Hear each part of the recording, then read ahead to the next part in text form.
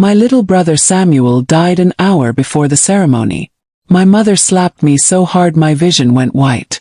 Put on his coat now. Governor Harlan expects a son. So I walked toward that courthouse doorway feeling like I was stealing a soul straight out of heaven. Hello, my dear ones. What a grace it is to have you here with me today. My name is Margaret, but around these parts everybody calls me Granny Maggie. I'm 85 years old, born and raised in the dusty plains of northern New Mexico, and I live now in a tiny adobe house the color of warm clay. My home is humble, but it's peaceful. Inside the kitchen hangs a cast-iron skillet older than I am, and in the corner sits an old cedar table my late husband carved with his own 2 hands.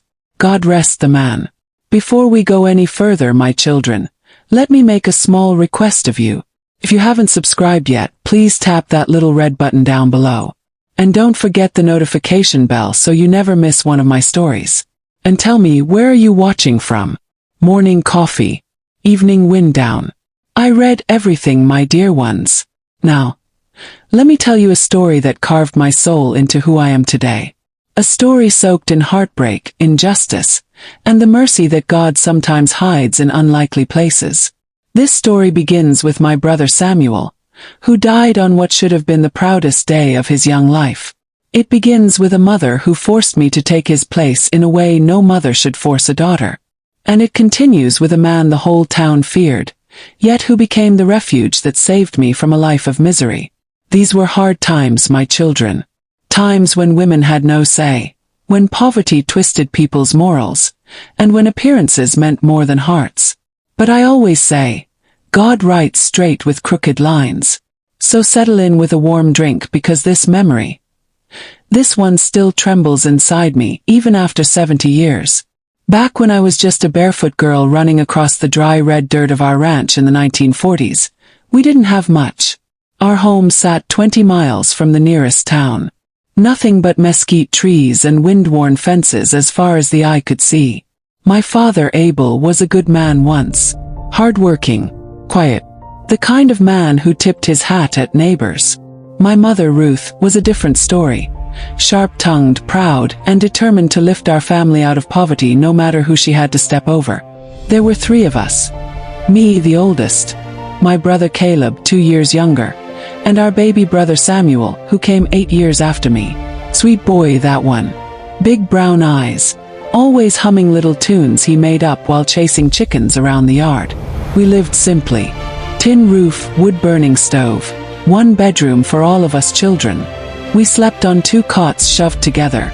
Samuel curled between Caleb and me every night. But when I turned 16, the drought arrived.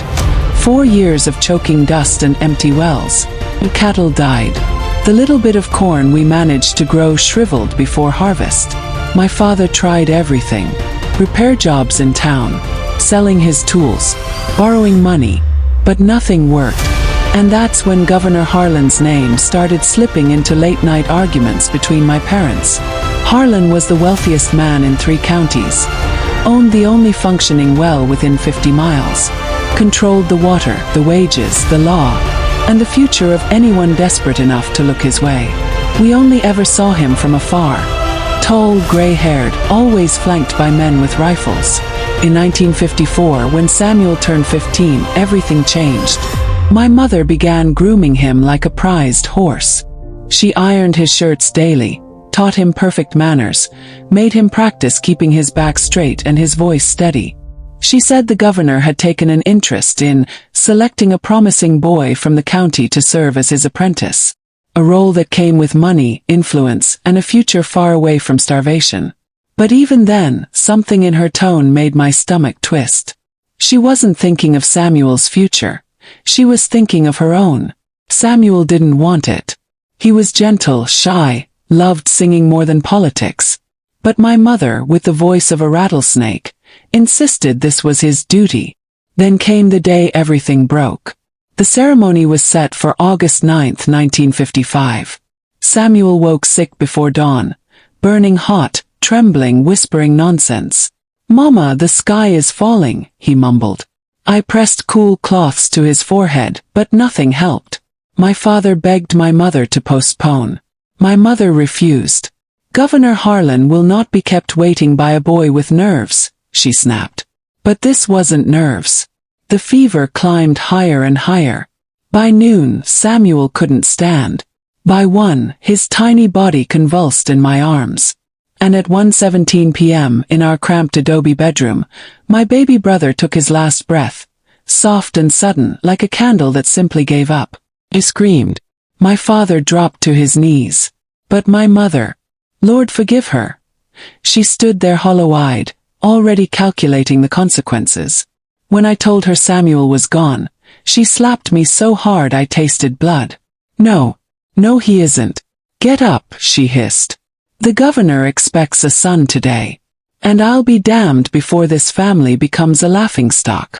Mama, put on his coat, Margaret. Now. I backed away, horrified. Mama, Samuel is dead. How can you think?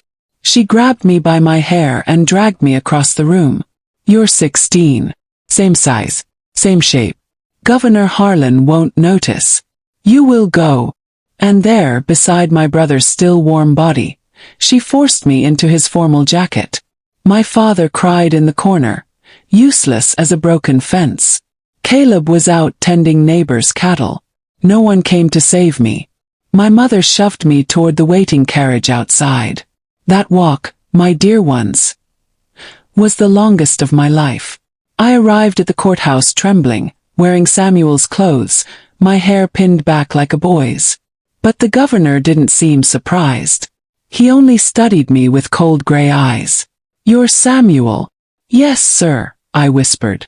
The lie burned worse than the sun. The ceremony droned on.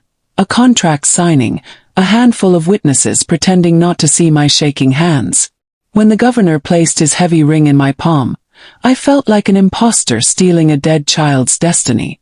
Afterward, Harlan offered me his arm. We leave now. You start tonight. My feet nearly buckled.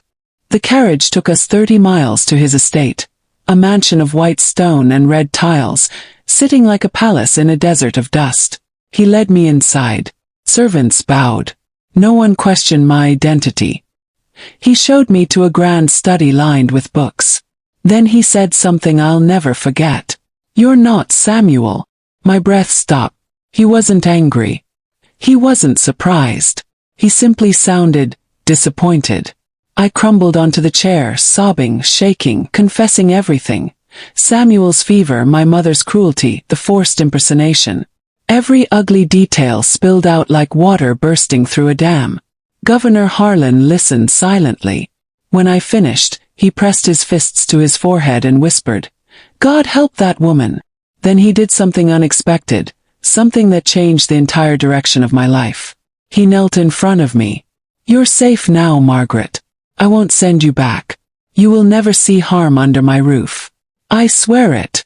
That night, he ordered his men to ride into town with documents revoking every favor, every loan, every ounce of support my mother had ever received. He exposed her lies. The community turned cold. My mother lost everything and fled within a week. But Harlan, he kept me. As a student, as a protege, as someone, he said, deserved the future her brother dreamed of. He hired tutors, bought books, introduced me to a world of knowledge I never knew existed. I learned music, literature, languages I'd only ever heard in movies. For the first time, my mind opened like a blooming desert flower after rainfall. And as months passed, something shifted gently between us. Respect became trust. Trust became affection. Affection became love. Not rushed, not forced. A careful, deliberate love built from healing and understanding. When he finally told me he loved me, it was a crisp autumn night in his library. I thought my heart might burst. We married the next spring. Not in disguise, not in fear, but as two willing souls who had found unexpected salvation in each other. We spent 39 blessed years together until he passed in 1994 at 78 years old. We built a family grounded in patience, kindness, and faith, everything my childhood lacked. And now, at 85, when I knead my morning dough and watch the sun rise over the red desert, I thank God for turning a nightmare into my greatest blessing. if you stayed with me until now, my dear ones. Thank you. If you haven't yet, please subscribe and tap the little bell so you never miss another one of these stories. Your presence here warms this old woman's heart more than you know.